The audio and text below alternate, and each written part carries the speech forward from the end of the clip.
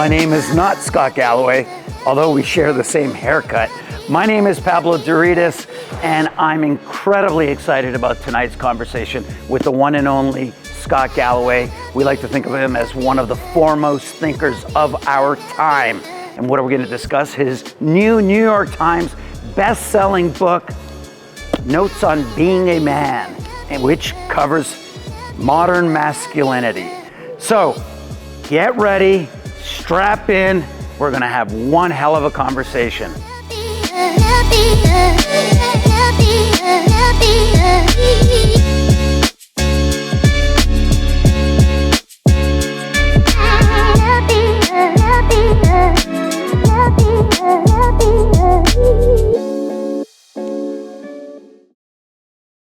So let's get started with the reason why we're here tonight. I can't tell you how excited I am because this gentleman, this friend, I had the pleasure of meeting, God, Scott, what was it, like 1999, might have been 2000 during the dot-com thing. He had an agency called Profit Brand Strategy. I was at Wallpaper Magazine at the time. He started a separate company called Room12.com, which was a travel sort of site, and they called me in. They wanted me to talk about this site, and the guy who was running Room 12 put me into this conference room with Scott, and he was in the middle of this board meeting. And I got to tell you, I've never been so intimidated in my life. And sure enough, didn't work out, didn't end up happening. And a couple years later, we reconnected. This was all in New York. We reconnected, and we've been friends since. And right before COVID, Scott and I were talking about bringing him in to do a conversation, a rose conversation. And he was all for it, and I was all for it. And this was actually, I think, January of 2000. And we were trying to find when we could make this happen. And then sure enough, COVID happened. And one of the first phone calls I made, was to Scott saying, hey man, because all our programming went online. And I said, hey man, I could really use you right now. Like I could really use your support. He's never, ever hesitated. He's always been there for me. To say he's been supportive would be an understatement. He is, I'm his biggest fan. He is the most incredible. I like to think of him as one of the foremost thinkers of our time.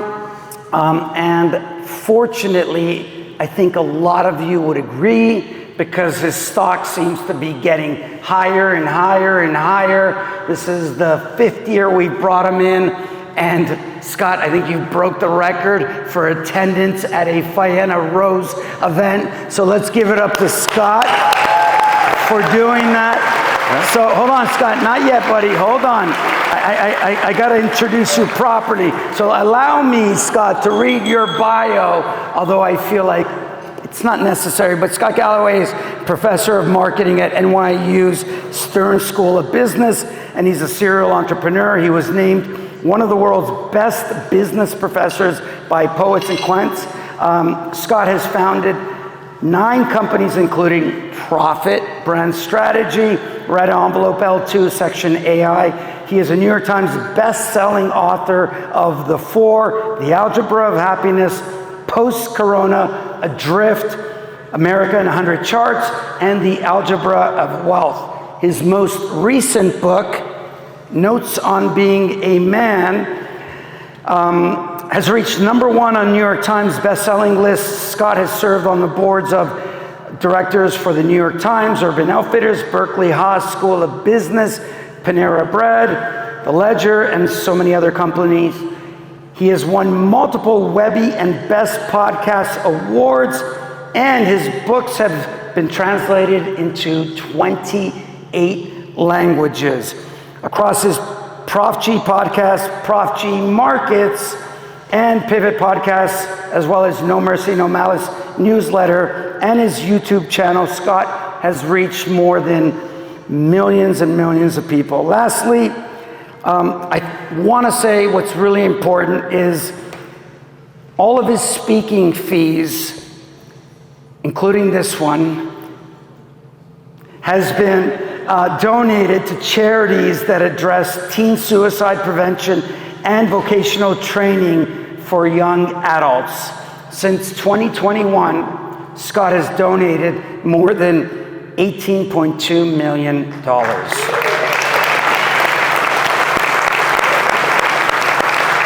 He puts up. So ladies and gentlemen, please put your hands together and welcome my friend, Scott Galloway.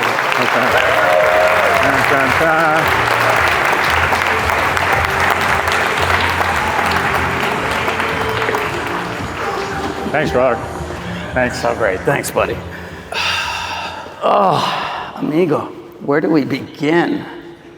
First of all, thank you for doing this. I mean, Thanks for having me. Again, every time I ask, there's no delay. You don't hesitate. You're always the, how can I be of service? How can I help? You know, when you and I were talking, I remember from the very beginning, you're like, I want to be a member. You know, I'm like, Scott, you're never in Miami. I'm like, he's like, no, I want to be a member. I want to support. I'm like, you're never in Miami. And you're always there from the get-go. So I just want to say, of course, part of this modern masculinity, you talk about showing up, being of service, and you have always been that. Well, hey, buddy, we're friends. Move on. Sorry. It's important. You know, I want to give you your flowers. All right. So, by the way, tonight I want to do things a little bit differently. Normally, the way we do this is we have a conversation for 40 minutes, and then we open it up for 20, 30 minutes of Q&A. I want to do things a little bit differently where, you know, his book's been out for over 2 months. I think we're at a point where a lot of you have read the book, right? Whereas normally, had we done this conversation a little bit closer to the release date, a lot of you may not have had the opportunity to read the book. So I think we want to kind of freestyle a little bit tonight, and I want to give you all the opportunity to ask questions. So instead of doing 40 minutes of conversation and 20 minutes of questions, let's flip it around and let's do 20 minutes of conversation and 40 minutes of Q&A. So with that said, I'd love for you all start calculating, start getting those questions ready. We're going to be coming around with some mics and giving you the opportunity to pick his brain, right? And Scott loves this, right? You told me your game. Nothing is off the table. Spicier the better. All right. So, notes on being a man. Let's start with the name Alex Kearns. Okay. Who is he and what does he mean to you?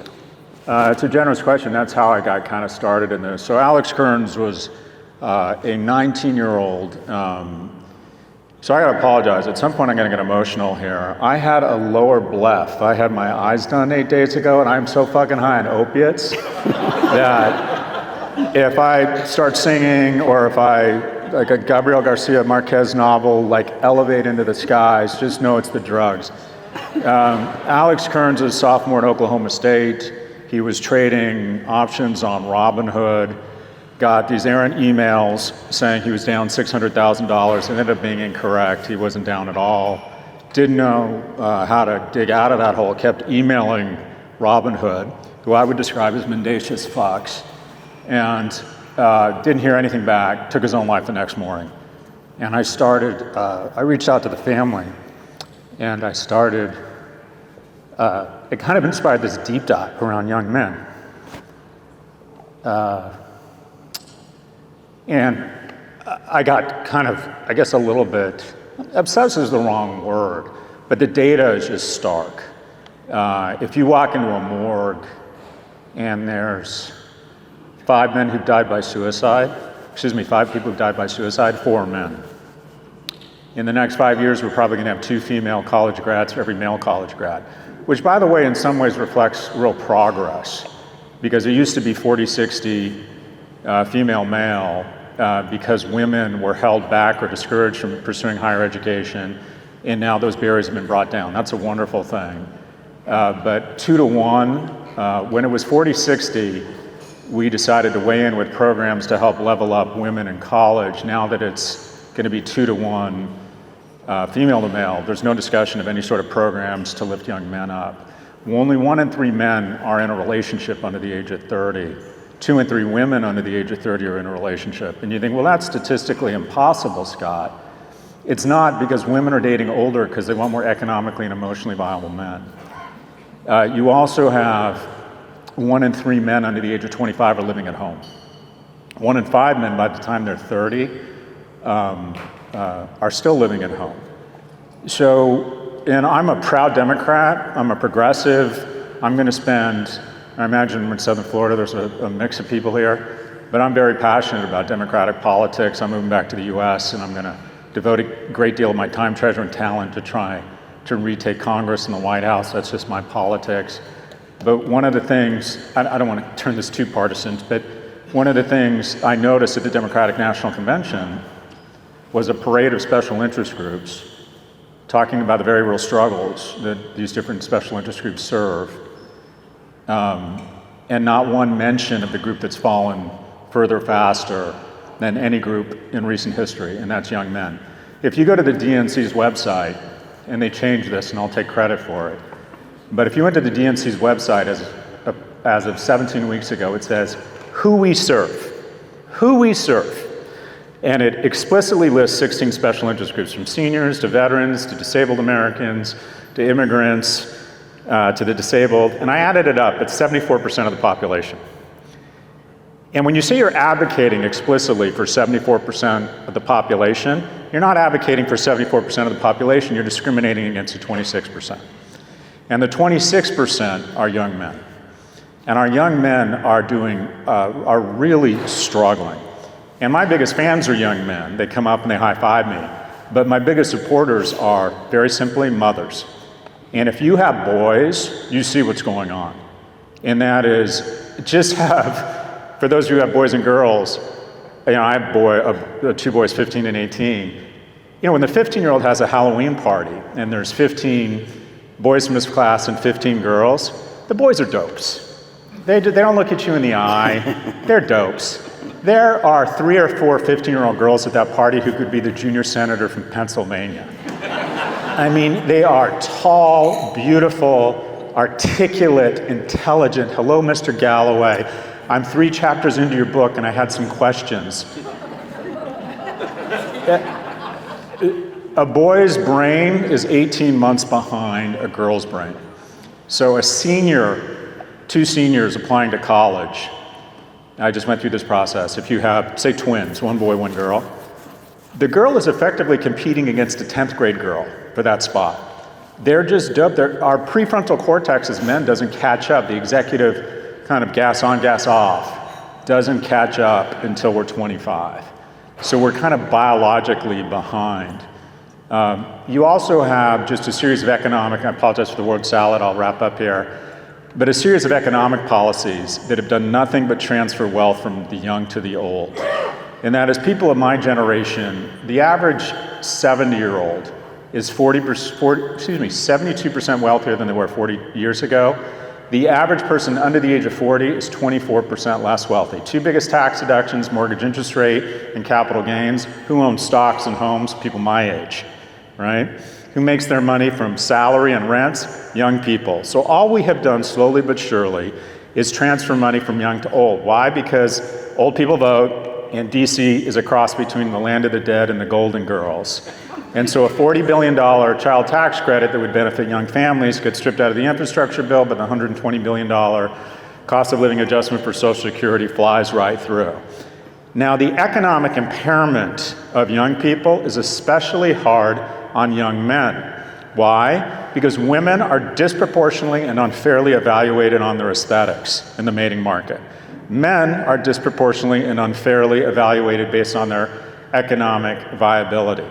So the kind of robbery, if you will, or the theft of young people's economic prosperity and transferring it to old people has been especially hard on young people.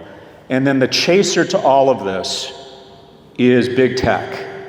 And what we have now is the deepest pocketed, most talented companies in history armed with godlike technology are trying to convince young men that they can have a reasonable facsimile of life online.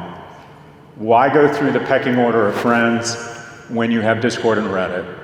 Why go through the bullshit of the corporate world when you can supposedly make money trading stocks or crypto on Robinhood or Coinbase? And why would you go through the effort of grooming and trying to look nice and working out and the expense and the humiliation and the potential rejection of dating when you have porn?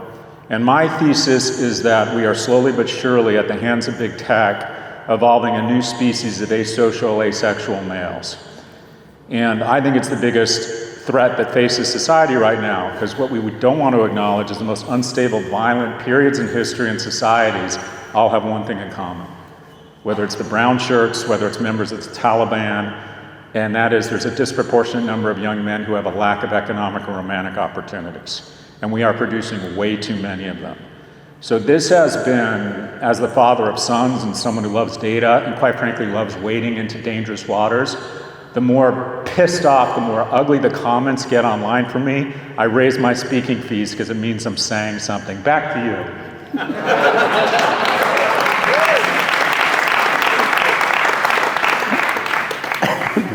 So much to unpack there. Whoa. So of all these challenges facing young men, where does porn sit? You mentioned... What is porn? Porn. Where does that sit? Because there's so many, right? And where's that in the hierarchy? You know what? It's really difficult to tell because here's the bottom line. They estimate somewhere between 15% and a third of all internet traffic is porn. It's either the second biggest content area or the biggest. But the problem is there's very little peer-reviewed research on porn. Why? Because no academic wants to be known as the porn professor. And so, Scott, there's an opportunity. Yeah, that's what I need. So, look, what do we know? What I would say is, so I try and mentor at any given time 2 or 3 young men. And by the way, don't ask me. Everyone's kid here is most likely privileged and you're gonna have tutors and you're gonna figure it out. But I mentor young men who are struggling. And what I ask them to do, and I'm trying to develop a practice for like, okay, how do I action improvement? And I ask for their phone. And I say, okay, everyone has an advantage, right? Strategy is basically, what can you do that's really hard? And then try to figure out what is your advantage over other people. Everyone has an advantage. You may not know it, everyone has an advantage. Young people's advantage is they have a disproportionate amount of capital. They have human capital, and that is they have time, right? As you get older, you have more money than time. When you're young, you have more time than money. So we gotta put our capital, we gotta start investing our human capital against something more productive. And I ask them to unlock their phone. And the first thing I tell them, and this is embarrassing for a guy my age, I say, I consume porn. But I try to modulate its use because I want to make sure I can pour that sexual energy into my partnership, and I also want to make sure I'm not spending a lot of time online when it's not allocating it against something with an ROI. I try and loosen them up. I also tell them I gamble, right? I buy and sell options. That makes no fucking sense. It's just gambling, but I gamble, right? And just to loosen them up, and I say, open your phone. We're gonna find a bunch of capital in your phone, specifically time. We're gonna find 8 to 12 hours of capital in your phone. In between TikTok, Coinbase, porn, X, Robinhood, Reddit, Discord, I can find 8 to 12 hours a week in about 7 minutes. And I'm like, okay, we're writing this down. You can still go on X, you can still go on Reddit, you can still go on YouPorn. I'm not gonna judge you. What I'm gonna judge you on is I want you to get 8 or 12 hours of capital back, and we're gonna reinvest it. And we're gonna reinvest it in 3 different ways. The first thing is I want you to get really fucking strong. Full stop. We celebrate the beauty of the feminine body. I mean, you know, women are beautiful. Artists aren't, you know, that hung up on the male body. They're hung up for good reason on the female body. The young male body with that denser bone structure and double twitch muscle with testosterone float over it is an amazing thing. The speed, the strength, the coordination, the gross motor skills of an 18 to 30-year-old, as evidenced by the NFL playoffs, it's just something, it's something to marvel. And I've said this, and I've gotten shit for it, but fine. Any man under the age of 30 should be able to walk in any room and know if shit got real, you can do one of two things. Either outrun everybody or kill them and eat them. And that's our goal. And you're gonna start working out. 2, gotta start making some money. Most of the kids I know have decided every job's below them. If you have a smartphone, as shaky as the economy is, you can make money. There's nothing wrong with being a Lyft driver. There's nothing wrong with being a task grabber. You can Panera Bread is desperate for people at 18 bucks an hour. And basically all you have to do is just show up on time for the interview and you've probably got the job. We gotta start making some money. We're gonna get a taste for the flesh of money. If you wanna make a lot of money, the way you start is by making a little bit of money, because you start figuring out capitalism.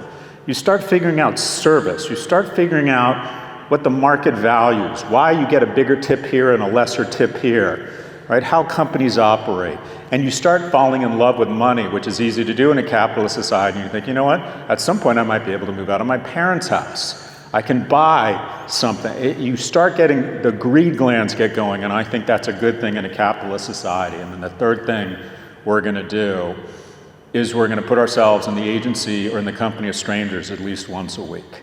And you gotta report back. It can be church, it can be a writers group, it can be a sports league, it can be donating time at a no-kill animal shelter.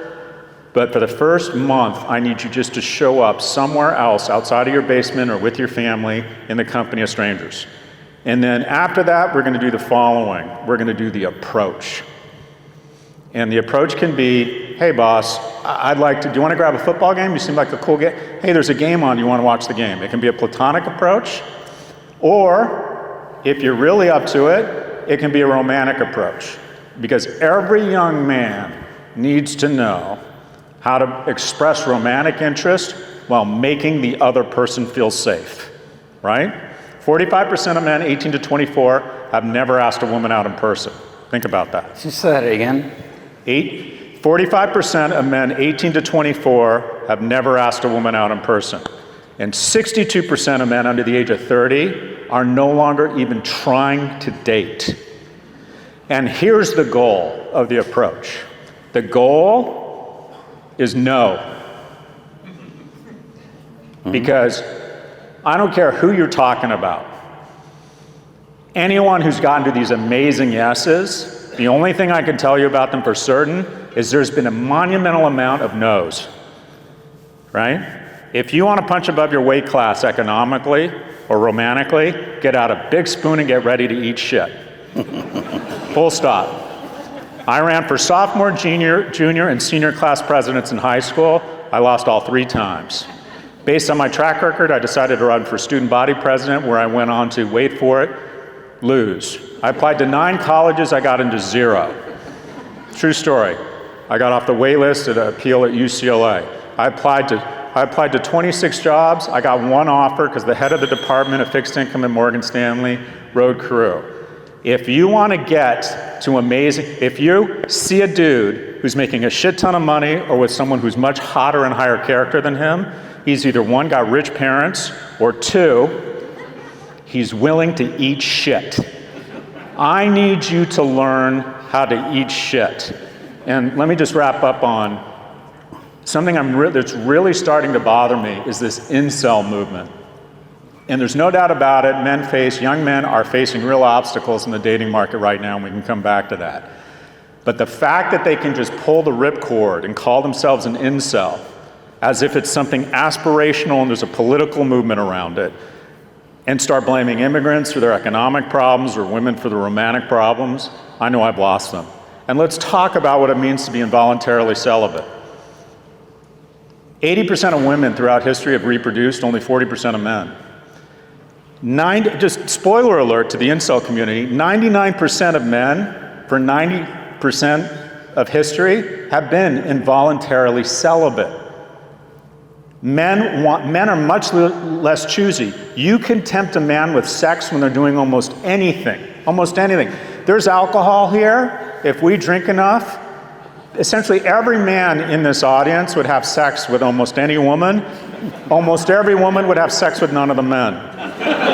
So the notion that all men haven't been involuntarily celibate for large swaths of their life. I was involuntarily celibate all through high school. I couldn't find anyone who wanted to engage in my plan of non-celibacy. I was involuntarily celibate my freshman year at UCLA. So what did I do? I leveled up. I worked out.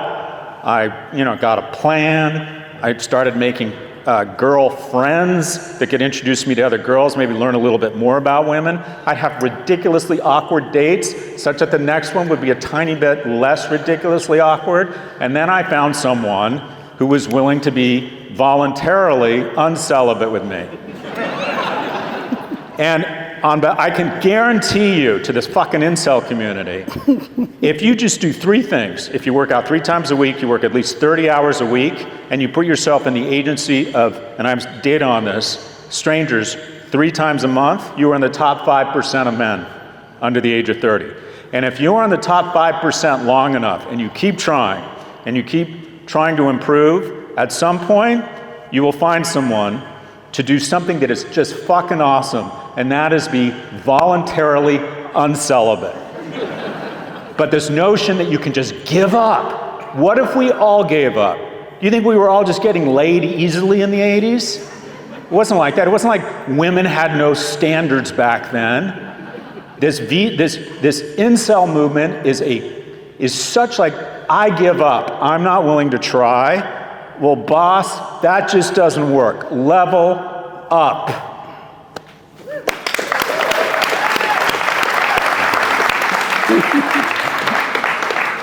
There was so much I wanted to touch upon. Okay, moderation. Yeah. Is okay. Go back to porn. Well, not just porn, though. But I think you touched, not just porn, but other parts, moderation, are okay. Hold on. And then, I think pardon? I'm gonna pause, sorry. You have to set me up in another 30-minute rant. Go ahead. No, it's all good. There was so much there. Moderation is okay, and I love one of your things that you always say is agency is in the service of others, right? Or yeah. So actually, what I've said is, people think I'm doing all this. People are like, it's amazing how much content you put out. I have 25 people working with me at Prop G Media. The only thing I'm really good, I'm a good storyteller, maybe even great, but my superpower is hiring and retaining good people. Greatness is in the agency of others. Yeah, greatness is in the agency of others. And porn, back to moderation, just a quick point. 2 of the worst things that's happened to young people, and I'll go in reverse order. I was on Bill Maher and I got a ton of shit for this, and that's why I know there must be some truth to it. Number 2, I don't know if it's the second worst thing or the worst thing. Remote work is a fucking disaster for young people. Young people need the guardrails and the socialization of work. HR managers don't want to admit this. Until recently, 1 out of 3 relationships began at work. And by the way, 99.9% of them are consensual, right? And show me an HR manager that is like putting out memos about not dating at work. I'm going to show you someone who married her boss. Hold on, Scott, can we ask a question? Let's see a show of hands of anyone who's ever had a relationship at work. Okay. Fits. Either the worst or the second worst thing outside of remote work for young people, and you want to talk about getting a lot of shit for this, the anti-alcohol movement. The risk to your 25-year-old liver is dwarfed by the risk of social isolation. Be honest. When you think about your really, really important relationships, your friends that you've had since your teens and your 20s, where you may not even like each other, but you love each other because you've known each other that long, right? Think about your romantic and your sexual relationships, right?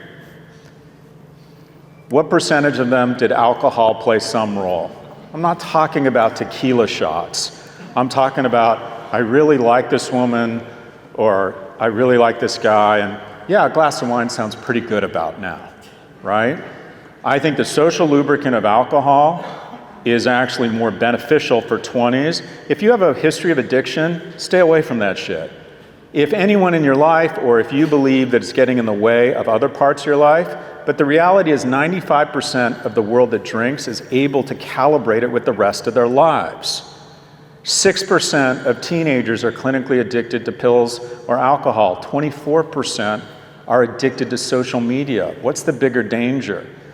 So, and I've said this a bunch of times, my advice to young people is get into the office and also occasionally go out and have a few drinks and make a series of bad decisions that might pay off.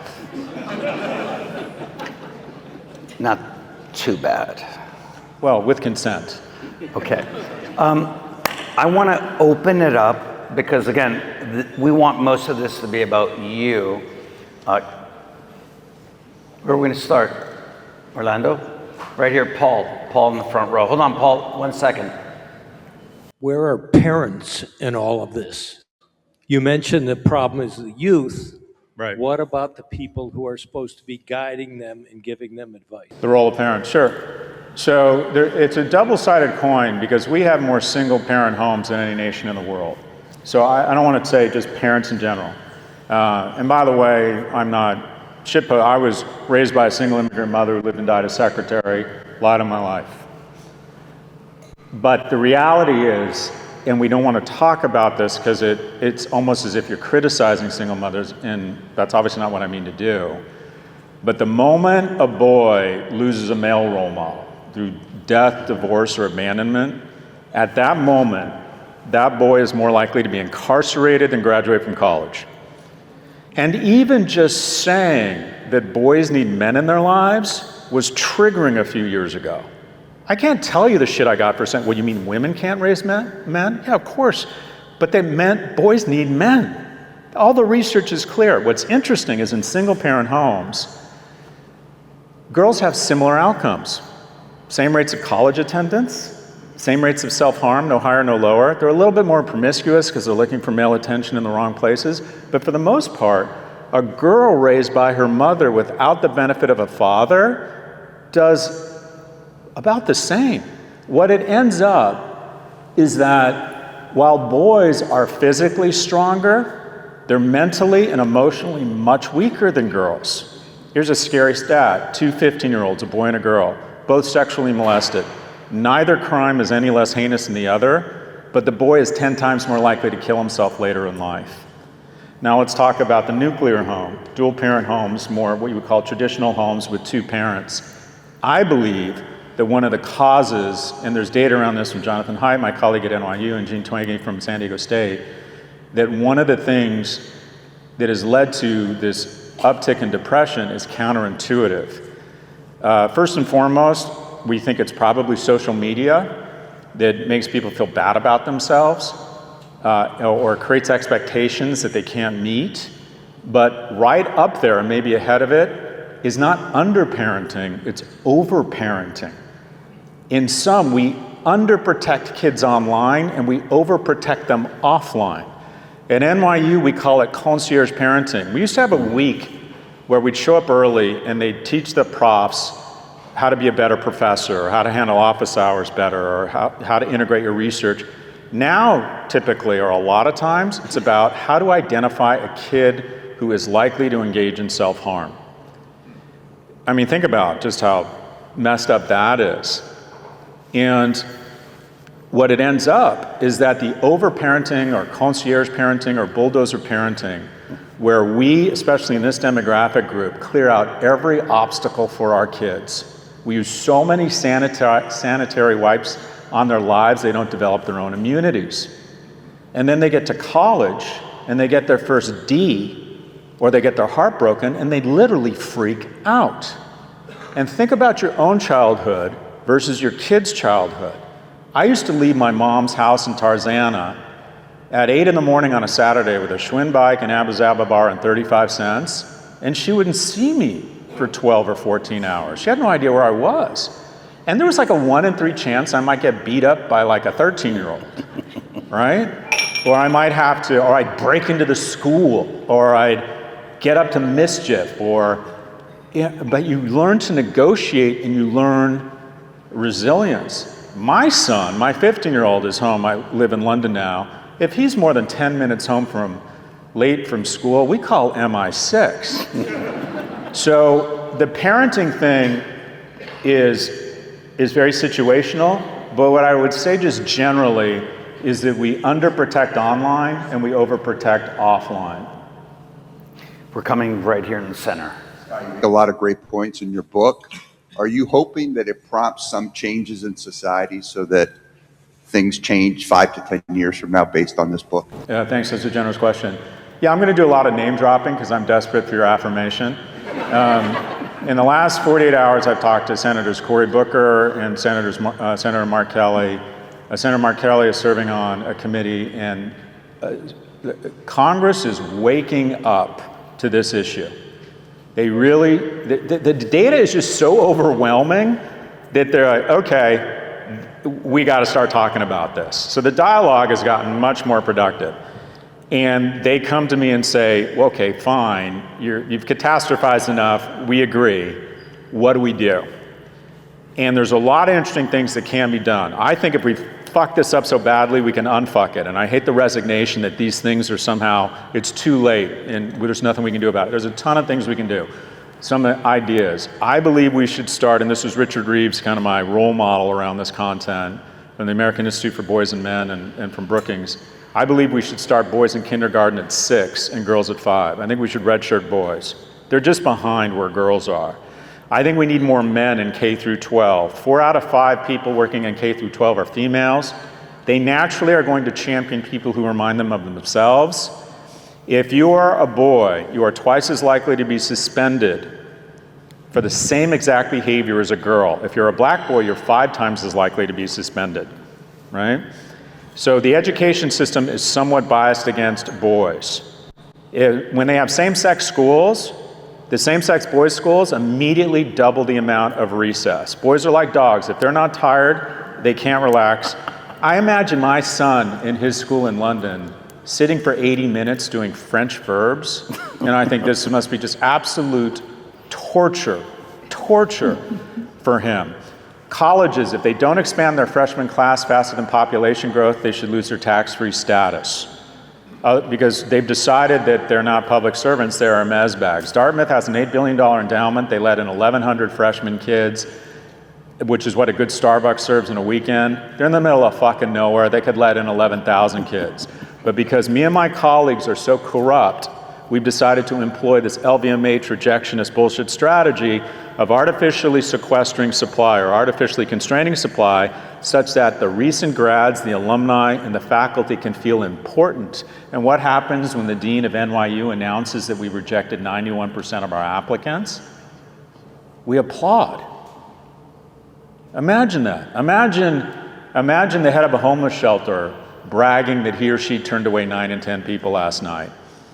All this narrative that some of us like to talk ourselves into when we see our kids' ACT scores, that, oh, you don't need college. Guess what, folks? The average married couple with a college degree, average household income is $130,000. It's double what couples on average who just have high school degrees. You are twice as likely to get married. You're twice as likely to not get divorced. You're 3 times less likely to be obese. You're twice as likely not to kill yourself if you have a college degree. But because we have raised the price so dramatically and artificially constrained supply, when I applied to UCLA, the admissions rate was 74%. This year, the admissions rate is going to be 9%. So similar to housing, where we restrict permitting, all of a sudden when you get a house, you become very concerned with traffic, don't you? And you show up and try and make sure no new building happens. And once you're the alumni of your school and you hear that, oh, it's getting harder to get into University of Florida, really hard now, kind of like that. Well, guess what? That means your kid's not getting in. We need to dramatically expand freshman enrollments. We need a dramatic expansion in vocational program. We need mandatory national service. If you look at the countries with the lowest levels of teen depression, 2 come back consistently: Israel and Singapore. And what do they have in common?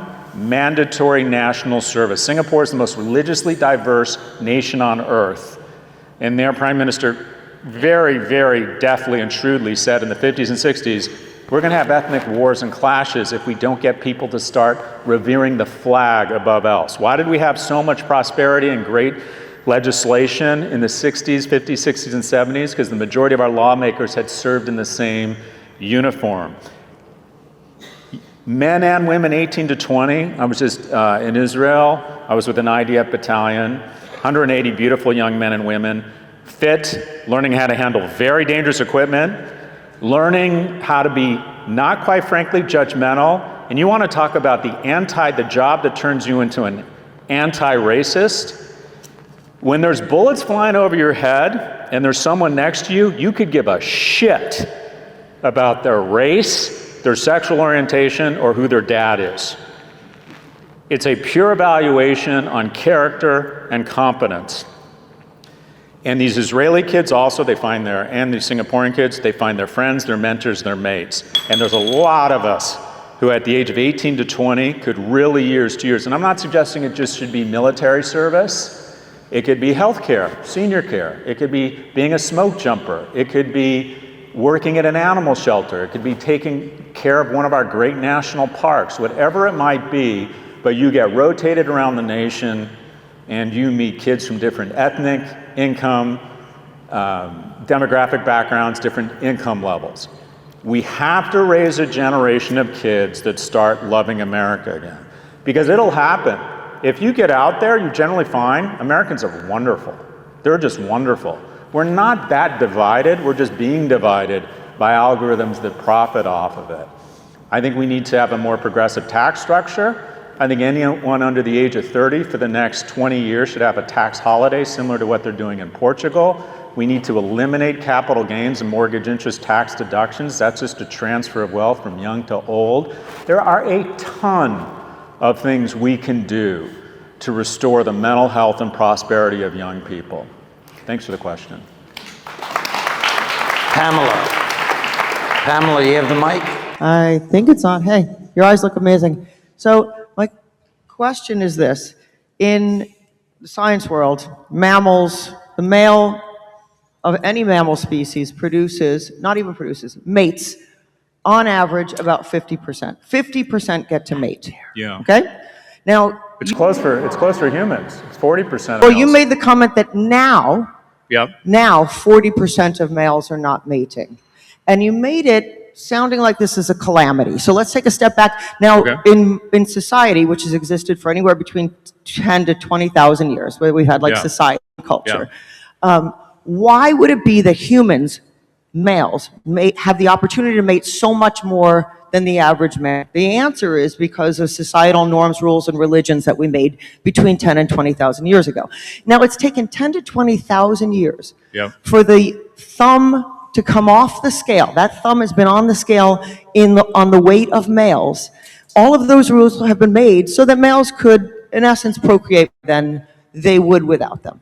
We finally now, you said since 2021, have more women going to college than men. For the first time... It's been happening for 40 years. So Okay, for 4 years. For 40. 40? For 40 years now? You think Yeah, that it women have had flipped. more opportunities than men 40 years? College admittance went even about 1984, and it went more I promise female you, when in the I went to 90s. college, there Yeah. were not more women than men, and I promise you, when I went to master's, there were not more women than men. I promise you that. So in the Okay. last few years, Yep. now we see this change. Yep. Okay. Why would the fact that now 40% of males can't mate, although in mammalia that's normal, Right. why would you consider this a calamity? Sure. I understand the question. The natural order of things. Sure. Okay, thank you for the question. So maybe this is, quote unquote, the natural order, and it's not something to be worried about. I would have been so first off, just some nuance to your data. The opportunity for the majority of men to engage in a romantic and then sexual relationship and mate and have kids is kind of a Western phenomena, really, of the last 100 years, not the last 30,000 years. The majority of societies pre-19th century, it was a small number of men got to engage in what I'll call Portia polygamy. They attained wealth and power, or they were anointed it, and they had a disproportionate number of sexual opportunities, like a ton of opportunities, and then the bottom 60, 80, 90 had none. That, you're right, that's kind of been the natural order for society. I would argue that the greatest innovation in history is not the microchip or vaccines, it's the American middle class. And the American middle class basically was the following: 7 million, mostly men, returned from war. They were fit, they were in uniform, they had demonstrated heroism. And we decided to shove a ton of money in their pockets. America was so prosperous because we basically had a monopoly on the global manufacturing world because we had destroyed the other two great manufacturers, Japan and Germany. So we had a monopoly, and we decided to take that money and that prosperity and give it to families, specifically men, quite frankly, in the form of the National Transportation and Highway Act, the GI Bill, but we basically put a bunch of money in their pockets, and also subsidized loans for homes. And essentially, we created something that is sort of unique to Western Europe and the US, and that is we let the opportunity to mate go way down. And all of a sudden, the majority of men had the opportunity to mate and have children. And I would argue that when people have the opportunity to raise children in a loving, secure household and have a partner, that they are healthier, they are happier, they are better taxpayers, and they have more reverence for their nation. That it is a good thing, it is an innovation. And I think that let me be clear, no man is entitled to sex, and no group is obligated to serve them. But the idea where we have a society where the majority of people can enter into what I'll call a monogamous-ish relationship and commit to each other spiritually, emotionally, and financially, and have kids, I think it's a wonderful thing. When I think about the most rewarding thing in my life, it's raising kids with a partner. And quite frankly, as, the son of a secretary who was 6'2" with bad acne and very insecure, I would have been in one of the 60% that didn't have an opportunity to mate. So I think pushing opportunities for mating down such that it's not for everybody, having kids, being in a relationship, but I think the opportunity to meet people and establish a romantic sexual relationship, whether it's two women, two men, I kind of think that's the whole fucking shooting match. It's lovely, but is it worth calling Cory Booker? Cory Booker what? Worth calling a senator to say that this is a calamity that people aren't talking about? No, my view is that when I call a senator, I say it's a calamity that a large portion of our population is really struggling. And I think it's bad for America that if any other group was killing themselves at 4 times the rate of the control group, Congress would be talking about it. But yeah, I think the opportunities, should you decide to mate, I just think of it, I think it's the most rewarding thing in life. I think everything else is kind of a support system for that. I've been so focused on, quite frankly, on money my whole life, and what I realized is that, and I think most people feel this way at the end of their lives, like the real moments of satisfaction are with your partner and kids. And I think the whole point of a modern society is not to conquer other nations or to build wealth. It's to invite as many people into that as possible. I appreciate the question.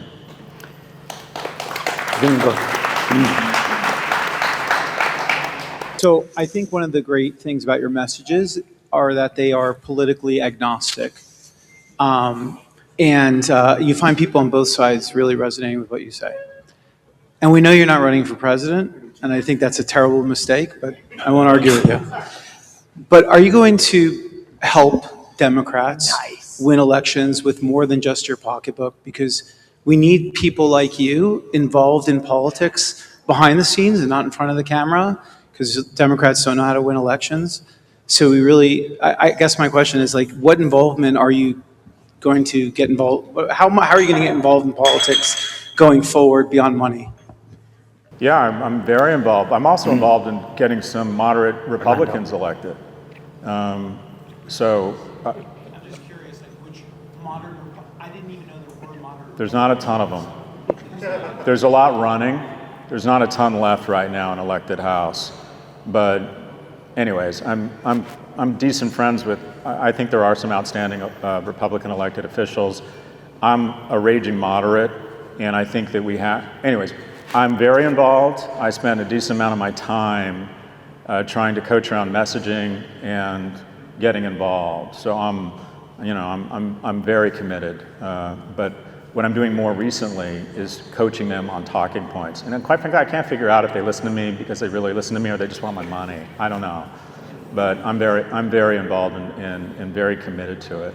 And also I think that there's a ton of great people running for office. I think there's a really strong bench, and that's very partisan. I think there's just an exceptional bench on the Democratic side. I think Governors Newsom, Shapiro, Whitmer, Senators Booker, Murphy, Governor Moore. I think we have an outstanding bench, and I'm very committed.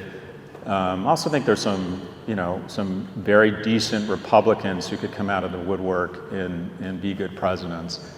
But I'm very involved in politics, just behind the scenes, and I'll have on at any given week. I'll have on someone who's probably running for president on my podcast.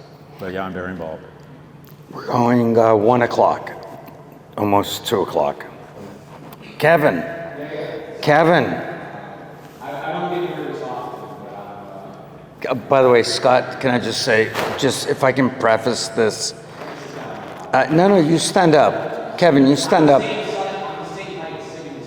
Just one second. Kevin, sorry, Scott. Kevin is who you did the video for. Oh yeah, give me a note. Okay, good, all right. You met him, awesome. So, very important. I don't want to make this about me, and I want to take this away from politics for a minute. Okay? Yep. So you were very kind. You sent me an advance copy of your book, and I read it all in one day. And I think one of the most important things in your book is you talk about one of the most valuable things a man can do. So let's talk about being a man, right? Yeah. Is taking an interest in a child, specifically a boy in this case, who is not your own. Yeah. Right? And I grew up and I saw my parents do this, adopting a family in Chicago. Yeah. And at the time, it didn't make a lot of sense to me, but as I got older, it did. So there's a lot of people in this room who are well off, who are very fortunate, right? I'm not trying to make an assumption about everybody. But what would you challenge the people in this room to do, especially the men, about being a man and taking an interest in somebody who is not their own? Because I think that's one of the most important and valuable things you can do in your life. Yeah. Thanks for the question. So, I mean, if you look at, we've talked a lot about the societal and economic challenges young men have faced. And by the way, those same societal and economic challenges have plagued women for the last 2,000 years. So I think there's a certain level of you had a 2,000-year head start, and so there's not a ton of empathy. And the really difficult part about this conversation is I had disproportionate unfair advantage. Being born a white heterosexual male in the 60s meant, and then having access to the University of California, Berkeley, graduate school. You want to talk about a different time? I got into UCLA with an 1130 SAT and a 3.1 GPA. I rewarded the generosity of UCLA by spending 5 years making bongs out of household items and watching Planet of the Apes. And I graduated, this is a true story, from UCLA with a 2.27 GPA. And you want to know what a different time it was? Berkeley let me into graduate school. I got into the Haas School of Business, a top 10 business school with a 2.27 GPA. Think about it. Why? Because government loved me. I always say I'm a product of big government.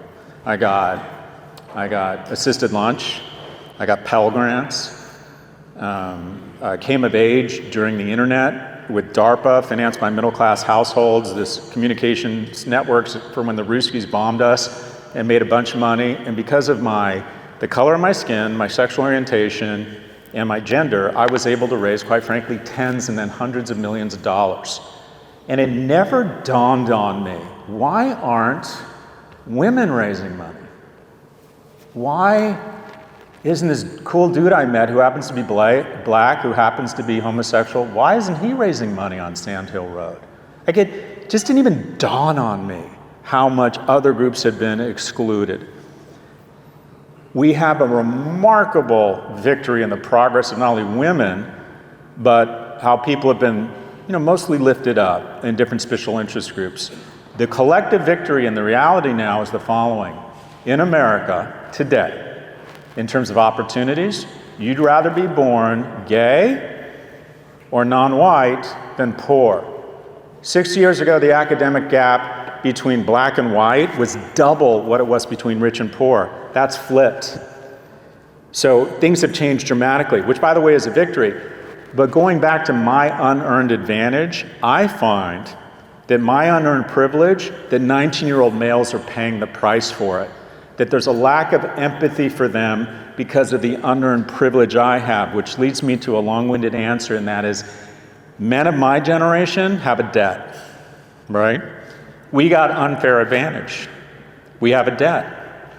And one way to pay that debt back is to try and lift up young people, stop these bullshit policies where we keep spending, deficit spending like drunk sailors. We're gonna spend $7 trillion this year on $5 trillion in receipts.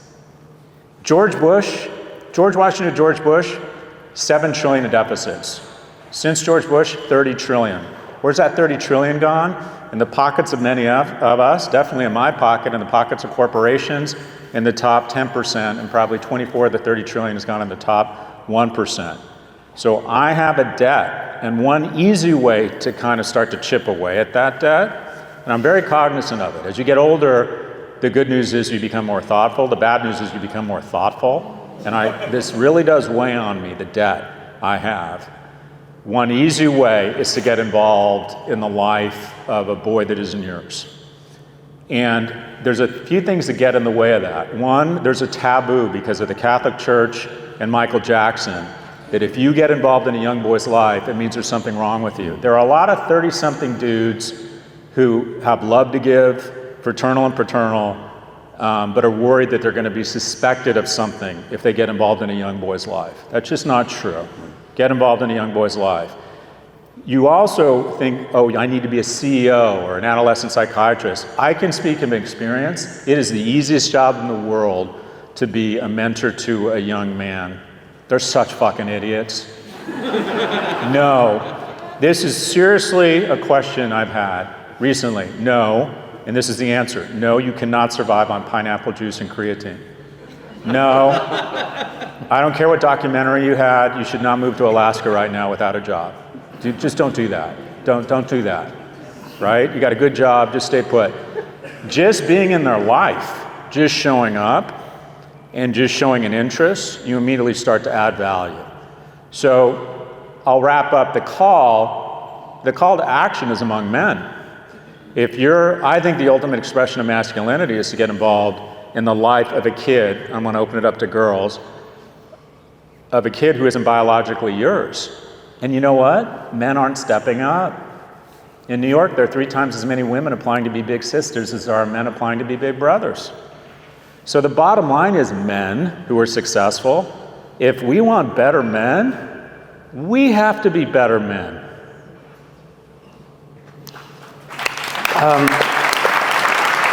I think mentorship is incredibly important. And I think mentorship is something that we should all take on all levels. There certainly are not enough of us. Orlando, straight down the middle here. I'm curious to hear your thoughts, or if there are statistics on young men playing sports, specifically in high school and college, and if that has anything to do with loneliness. Playing sports in college or just in general? College and high school organized, like how you meet people and if they're less lonely than people that don't. I mean, the data's overwhelming. It's fantastic for them. It teaches them how to lose. They're less prone to depression, creates a sense of camaraderie, teamwork. Sports I mean, what do you do as a parent? We'll go back to parenting. I was an athlete when I was younger. I thought I was going to make my living in sports, and then I went to a place with real athletes, UCLA, and was disabused of that notion pretty quickly. But one thing I would say is, and it's not for all kids, but get your kids involved in something around something competitive, whether it's dance or chess club, which, arguably dance is a sport, but there's a ton of data around once a kid is in a community, he's much less likely to, or she, much less likely to self-harm. Unfortunately, sports have been, again, somewhat sequestered from the poor, and that is the majority of sports now cost so much money that participation in sports is entirely correlated or very strongly correlated to the household income of that household. My coach, I remember my baseball coach had to buy my uniform because my mom couldn't afford the $22 or whatever it was. So I think sports are hugely important, and I also just think exercise. I think that we need to instill in America, 70% of America is obese or overweight right now. And one of the proposals I had, and they asked me for a series of proposals for the Senate committee I'm testifying in front of. I think we should make GLP-1 drugs available to every low-income home in America. Unfortunately, the greatest penetration of GLP-1 drugs, Ozempic, Wegovy, is in the wealthiest neighborhoods in the world. It's for rich people looking to lose 10 pounds. And the people who really need it are people in low-income areas that have become obese because they can't afford to not eat shitty food. So I would love to see, we need to start, sports are amazing, but before you can play sports, you gotta not be obese. And people say I'm fat shaming.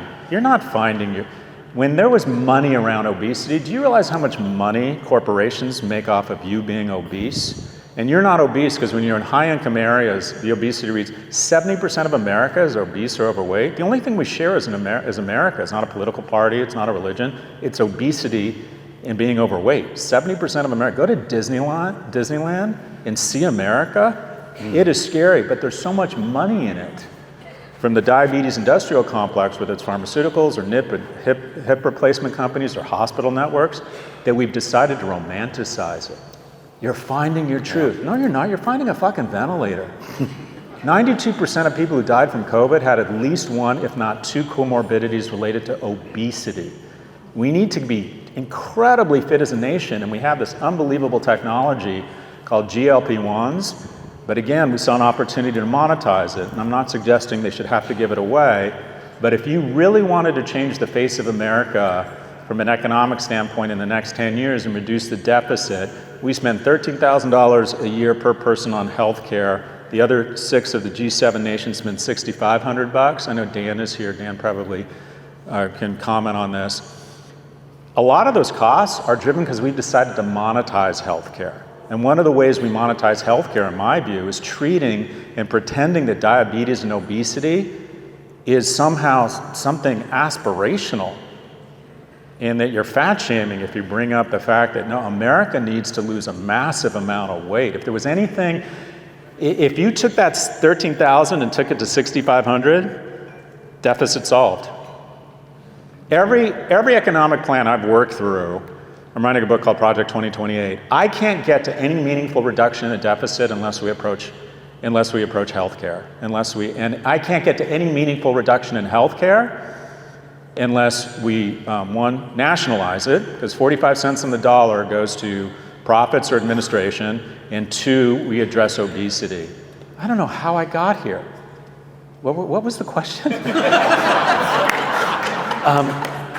We have... Dan, where did I get that wrong? Yeah, I think you nailed it. I nailed it? Thanks.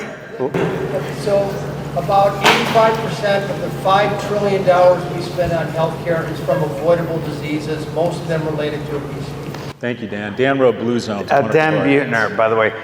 We have probably 2 more questions. So what I want to say is, at the end, if you have your book and you want it personalized, Scott's willing to do that. Let's come over here. What's your name? My name's Connor. Nice to meet you, Professor G. Thank you for being here. I happen to run one of the largest apps to help men quit watching porn, and we have seen that porn usage stems from boredom, loneliness, seeking validation, and connection online. Yep. That tied with the dopamine they get from this, how do you recommend we get them out of the house And you mentioned third spaces, ghost seeking rejection. How do we get them to see the long game instead of the short game, that the hole that they're digging for themselves? It's a really fair question. I think that we need more third spaces. One of the ideas I had was a tax credit for anything that qualifies as a third space. A third space is a place you go to outside of your house that either is in school or work. So subsidies or some sort of tax credits for at least the first year of a company that's offering a third space. I think a lot of that goes back to the notion around parenting. I think my most viral video, and it was not a good thing, people hated it, was I said that home for a young person is you shouldn't be in your home more than 9 hours a day. That the amount of time you spend in your home as a young person is inversely correlated to your success. You should be there to sleep, to groom, and then you got to get out. So I guess you have to create more opportunities, whether it's third spaces or programs, or I'm a big fan of national service. You got to put more money in their pockets. I also believe we need $25 an hour minimum wage, which people will say is crazy. If minimum wage had just kept up with inflation and productivity, it'd be at $23. So let's level it up to $25. I also think it's stimulative, because the great thing about young people and lower and middle income households is they spend all their money. And so the multiplier effect is greater. So put more money in their pockets so they can afford to go out, create tax incentives for third spaces, and then really good parenting that incentivizes people to get out of the house. And also, and by the way, this is do as I say, not as I do. We really struggle with our kids. One of my kids has been very prone to device addiction, but we've decided no video games during the week. And we have one of these crazy Stasi-like monitoring things on his phone now. And Does it work? Custodio. Yeah, it mostly works. I don't know about how many of you, 70% of the anxiety in my household is around the phone. 70%. The arguments, my son will lie and go into the bathroom and say his stomach hurts and sneak in there with his phone so he can watch TikTok. And I have to bang on the door and scream, "Start masturbating." I think it's a complex issue how to get kids out of the house, but we start with putting more money in their pockets and just having more things for them to do, I guess. I think schools might play a good role. A lot of after-school programs and sport programs have been cut because of budget, but it's a generous question. I'm not sure I have a great answer. Last question, just in the back here. And by the way, we can keep this conversation going afterwards over cocktails, please. Hello, Mr. Galloway. How you doing? It's my first time here. Thank you to Mr. Patrick. A little louder, please. It's my first time here. Thank you to Mr. Patrick. I'm very excited to read your book. My question is, I do want to confirm the issues with the big brother and big sister thing. I was a mentoree. I had a big brother. I can't say they don't. Maybe you can give me an answer to this. They don't have the communication skills for maybe a child going through maybe losing a brother, hardship, financial issues, stuff going life. Maybe you can give me an insight as to why they struggle with that communication with a child. Because I remember going out with my big brother, but not having those talks that would get me in the mood or the mode to want to do better, or the inspiration of trying to get into a better headspace, other than him just taking me places and being on the computer, and even seeing him now going off to different places, and just like he just kind of like left me in that headspace where he found me at. So just to be clear, how do we find mentors who have an easier time communicating on a more productive level with their mentees? Yes. Okay. Well, I think the program has a responsibility to step in and ask both of you how it's going, and if it's not going well for whatever reason, whether it's economic, cultural, or just the mentor just isn't very good at this, whatever it might be, or to step in and switch it up. I don't think there's anything wrong with that. So I think that it sounds like you didn't have an ideal experience, and I think it's incumbent upon the organization to check in with both people and make sure that they're both getting something out of it. And there's no harm, no foul in switching it up. So I don't want to end on that. I'm going to end on the regrets of the dying, just to keep it light. My colleague at NYU, Adam Alter, who has an appointment not only in the business school but the psychology department, his whole thing is regret. He's the regret professor. And he studies the idea of regrets. And he's done more research than anybody. And the way he collects research is he goes into palliative care. These are people who are 2 weeks away from death, right? You get a lot of perspective when you're near the end, right? Not gonna walk on the beach again, never gonna swing a tennis racket. And they have 3 regrets, their 3 biggest regrets. And I'm gonna go in reverse order. Third biggest regret, they wish they'd stayed in better touch with their friends. Second biggest regret is they wish they'd led the life they wanted to lead, not the life their church, their parents, or society wanted them to lead.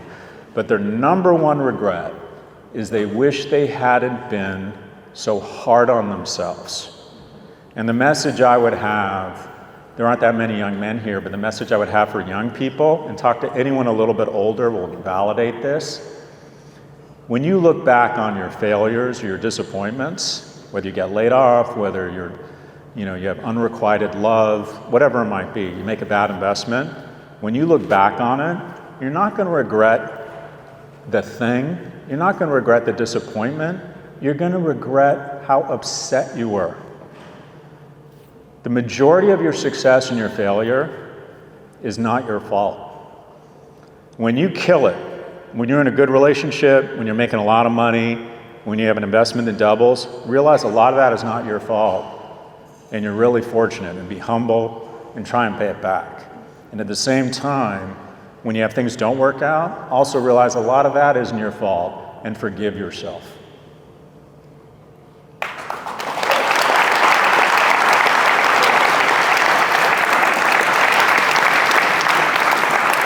I don't think I have anything else to add to that other than, ladies and gentlemen, Scott Galloway. Thank you.